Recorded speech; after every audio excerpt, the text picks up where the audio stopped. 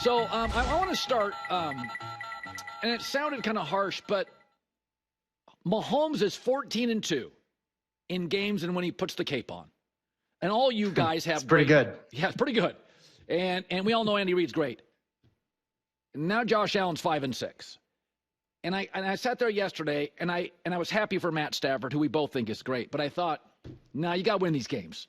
You can't have a punt blocked. It can't be that easy for Matt Stafford.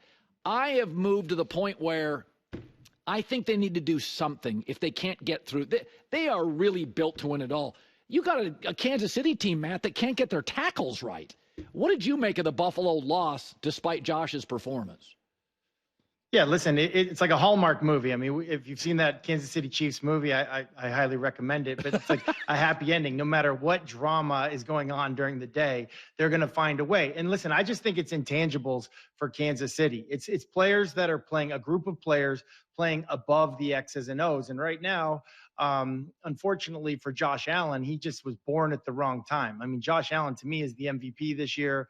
He's absolutely incredible, a ton of fun to watch. But when you're playing in the AFC and you're playing in a tight game, certain teams know how to finish, and you just know that they're going to do it. And other teams are struggling to learn how to do it. I thought last night Buffalo had an opportunity, but they made a couple calculated mistakes that ended up costing them the game. Now, they'll learn from that, and they'll be better for it. But when you talk about Kansas City, they're just a team that has those intangibles and other people besides just the quarterback who can rise above. So there was a moment on the sideline. It was a big third down late in the game for Kansas City, and I want you to take me there. It was Nagy, Reid, and Mahomes, and they went over there, and he's like, yeah. So, then they throw to Travis Kelce, who's sitting down. What are they saying right there, probably? Yeah, so usually the night before on that big call sheet, that Andy Reid call sheet, you'll have 4th and 2 to win the game. You probably don't have 3rd and 7 with under 2 minutes to go, like, what are we going to call? But they called a safe play. And Kelce on that play, he's got what's called a corner route, a 7 route. 7, 8, and 9 are your deeper routes in like the passing tree. He's supposed to go to the back corner of the end zone. He immediately realizes that it's not there. Andy Reid lets his star players play within the system with creativity, and he knows where his teammates are not going to be. So Kelce, being on the same page, being a Hall of Fame player, puts his own cape on. Mahomes is ready for it, and he basically runs what equates to a 7 stop. He comes back into the area. Mahomes isn't surprised by it. Kelce's confident that he can do it. And this is just an example of 2 Hall of Fame players playing above the X's and O's. Quite honestly, the Chargers, defensive coordinator Minter, he's sitting there. He's got the perfect play call on. Like, they're sitting in the defensive staff meeting today being like, what would you do different? Like, nothing. We called the perfect call. These guys just rose above. And, I think some of that is continuity and playing together, but a lot of it also is a coach like Andy Reid allowing those guys to have some creativity within the playbook. So obviously when you watch a Lamar or a Mahomes or like a Brett Favre or an Allen, the talent's incredible. I could figure it out. Stafford doesn't run around. He's not gigantic. He's not leaping over people. But it's like there's an old saying, an actor's actor, a comedian's comedian. I always look at Stafford, I'm like, other quarterbacks must look at him and God didn't give him every gift. He doesn't run around. He's not the biggest guy. I don't know if I've ever seen a guy make it look that easy. Like, what's his gift? Yeah, listen, I'm a huge fan. I think he's one of the best quarterbacks. But I think any franchise quarterback, if you're able to protect for him, like in the past, like pass protection wise, keep the defense off balance, no sacks, no hits, like that kind of a thing, it'll be 7-on-7 for anybody, especially for Matthew Stafford. So I thought what Sean McVay did is he understands what the kryptonite is of the Buffalo defense. They really aren't that great if you commit to running the ball. Like, if you commit to it, you run the ball. I think that's their kryptonite. And they got to prove that it's not. They got a tough one against Detroit coming up, and there's blood in the water, and they're coming for it too. They're going to have to prove that they can do that. No swim moves on a running play, no spin moves on a running play. You better be gap sound. And I think that's what the Rams did. McVay using Stafford to get him into the right runs, using play action, changing the launch point for the quarterback. I mean, they were really doing whatever they wanted to do last night. But the tendency sometimes is to get away from the run when you know you're going up against a Josh Allen explosive type of type of offense on the other side. I thought McVay and Stafford were outstanding last night. And now the Buffalo defense has to prove to the rest of the league, mainly Detroit next, that, they will basically stop the run first, which is the goal of most defenses. So it's interesting with Darnold. You can let him walk out the door. And now J.J. McCarthy, who was at a running team in Michigan, he wasn't a 35. I mean, they didn't throw the ball at Penn State on the road. He's talented, but now he just had a second surgery on his right knee. And Daniel Jones is more of a backup than a foundational quarterback piece. And here's Darnold. And listen, I know he can be reckless, but I mean, he's had 2 games that he didn't play well. And now he's got, I think, does he have like 11 games with a passer rating over 100? I would franchise tag him, Matt. I just couldn't let him out of the building. What do you do if you ran the team? Well, a couple of things. First off, on J.J. McCarthy, the knee surgery doesn't worry me at all. It's a meniscus. First, you try to, see if you can do it one way. If it doesn't work, you just fix the whole thing. That doesn't concern me. But if I'm Sam Darnold, first of all, if I'm the Vikings, I try to keep Sam Darnold. No doubt about it. He's earned it. He's played outstanding. If this last game didn't prove it to you, I don't know what will. But if I'm Sam Darnold, it's not just about the money, okay? Like, you should want to stay in Minnesota also. You should value what you have there in a head coach that understands how to see things through the quarterback lens. And I believe he does that. I think that Sam Darnold understands this. He was at the New York Jets, who don't understand how to help a young quarterback. He was at Carolina, who don't understand how to help a young quarterback. And then he got a taste of it in San Fran. And he's like, you know what? There's value. There's money I'd be willing to give up to be in the right place in the right offense. And that's how he ended up in Minnesota in the first place. So now that he's tasted it, I mean, he's already been to kind of that like quarterback prison. He doesn't want to go back.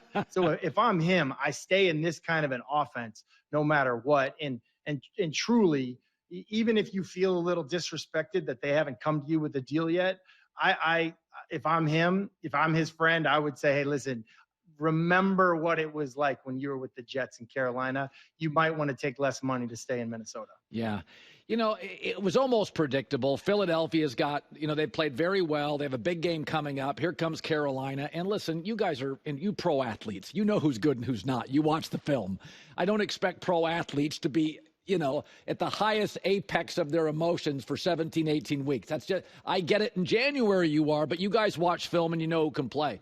But I do think there's something about Philadelphia that, listen, A.J. Brown feels like sometimes he leads the offense, he and Saquon. Would you be a little worried about Philadelphia's ability to, if they have to play catch-up fast, Rams could do it, Bills could do it, a lot of teams can. That passing game, it's just not there. And that means if you have to catch up quick, they'll kill the clock with Saquon. But do you worry about the A.J. Brown, Jalen Hurts, and sort of the pedestrian nature of the passing game sometimes? Well, I would just say on every team, you're going to deal with star wide receivers kind of having that, like, I don't know, I don't call it diva, but like, hey, I was open. Like, yeah, I know you were open, but there's a bigger situation here. I would use like Jamar Chase as an example. I think he's one of the smartest wide receivers in the game, one of the best receivers in the game. He's putting up crazy numbers, but he gets frustrated sometimes because there's other things going on around him that he's maybe not fully aware of. I think the same thing's kind of happening in Philly. So I think the key right there is for them to like just stick together. Would A.J. Brown like to be more explosive in the passing game? Sure. I think that'll come for them. I'm still believing in this team. I guess what my point is like, there's going to be roller coasters of emotions throughout the NFL season where guys get frustrated. Can you stick together? I believe Jalen Hurts is a great leader. I think Nick Sirianni is the perfect coach for this team. And I think if that group of guys in that locker room sticks together, weathers the storm, Dallas Goedert's out for a little while, if they can stick together, I still think the Philadelphia Eagles are alive for that 1 seed in the NFC. People are going to be all talking about Detroit. I get it. They're great. They're going to talk about Minnesota. They're on fire. I get it. They're great. But don't sleep on Philly. Like, I really think that this is just the normal ebbs and flows of human nature. Hopefully they learn their lesson for, what they did, yesterday, showing up in Carolina, thinking that they're automatically going to win because of the emblem on their helmet. That's not how it goes. And, hopefully they're better for it. But I think Philly's got some good football ahead of them. Yeah, I mean, listen, I think their roster, along with Detroit's, is the best in football. I do want to talk about this. So you had multiple coaches. And so I was talking to a friend yesterday, my buddy John Middlecoff. He's a former scout for the Eagles. And I said, if you look at organizations that are broken, hiring a schematic wizard doesn't necessarily solve it. What solved it in Detroit was a culture builder, Dan Campbell, ultimate alpha. And then he found a schematic guy. The Chargers were broken. Harbaugh, not a schematic whiz, a culture builder. D'Amico Ryans had that reputation as well. Tough guy, all business, detail, no nonsense. Could do schematics, but basically hired Bobby Slowick to take care of that. I look at the Bears, and I think this isn't about getting a clever offensive coordinator. I need a Mike Vrabel. I need a Dan Campbell. And you had a variety of coaches, and you had some great coaches. But when something's broken in the NFL, does a schematic guy necessarily solve it? Listen, there's a lot of things that need to be fixed in Chicago. I think the thing you need to get right is the quarterback. And they've got a very talented quarterback who's not playing very good football. And so there's a lot of reasons for that. I think he's got talent around him. But I think whoever you are, in this case, if we're talking about Caleb Williams, I think you just need to look in the mirror and say, okay, what can I do to get better? There's a lot that's outside of his control, but what is in his control? And some of those things are leadership things. Some of those things are playing the position. That's the one thing about being the number one pick overall. You don't get to choose what franchise you go to. Some of those things are outside your control. But again, I think the way to do it is to look in the mirror and focus on what you can control. Finally, Bill Belichick spent 5 hours with the chancellor at North Carolina. I don't see this as a fit. I was just talking to J-Mac. There are Mission Impossible and Tom Cruise. The reason it's so great, it's a perfect fit. A physical actor with a lot of juice and Mission Impossible. Not every actor fits that role. Belichick in college, he didn't cater to Brady. Does this feel like a fit to you? I would say, listen, I'm sure Coach Belichick will talk sometime soon this week and kind of, shoot the record straight or whatever. But yeah, this could work. Listen, there's a lot of people that are coaching in the NFL. They don't want to go to college because of how much work it is and the challenge and NIL and transfer portal. We're going to know soon whether this is real or not, because the college timeline for hiring coaches is pretty immediate. You got all these guys in the portal right now. You need a plan. Signing day just happened. I don't think Bill Belichick's afraid of it. And I think there's one thing that people in the media and fans, they discount that they should put more stock in, and that's family. Like, if you get the chance to coach with your son or coach at a place where your father used to coach, like, there's some things that I would just say are kind of like intangible. So you got Bill Belichick right now who's out. He's not coaching. You've got his son, Steve Belichick, who's the D coordinator for Jed Fish out at the University of Washington. Yeah. Like, I could see a scenario where Bill Belichick says, you know what? I love it. I can do it. I've got friends, Bill O'Brien, who's doing it. I got friends, Nick Saban, I watched do it. Like, I can do this. I like this challenge. I think this is a sleeping giant. UNC got all the Jordan money. Like, there's a scenario where I think this is real. And I'm sure most people are like, oh, he's just doing this to let the rest of the NFL know. Like, no, I'm serious about coaching. That could be true also. But if Bill Belichick wanted to accept this challenge, I think he'd be up for it. And certainly, he just seems like one of the people coming from the NFL that would embrace and could do the whole NIL portal, the craziness that is college football right now. By the way, somebody told me this yesterday. Deion Sanders has yet to make a single house visit. He's such a rock star, players want to come to see him. So it's not like Belichick's going to be knocking on doors in, the South trying to find a linebacker. Bill can stay home and people can visit him. And so, listen, so much of being a head coach in college football is like, who can you hire? Like, who's coming with you? Who believes in you? Who believes that, like, oh, shoot, like this would be great for my career? And there's a whole bunch of coaches that, like, learning from the great Bill Belichick or being on staff with him, or he's not going to do it forever. So, like, hey, maybe, pay my dues for a couple of years and then I'm moving on up. Listen, I don't think it's crazy. I think Coach Belichick, he's just a football coach. Shoot, if he wanted to coach lacrosse, he'd be a good lacrosse coach.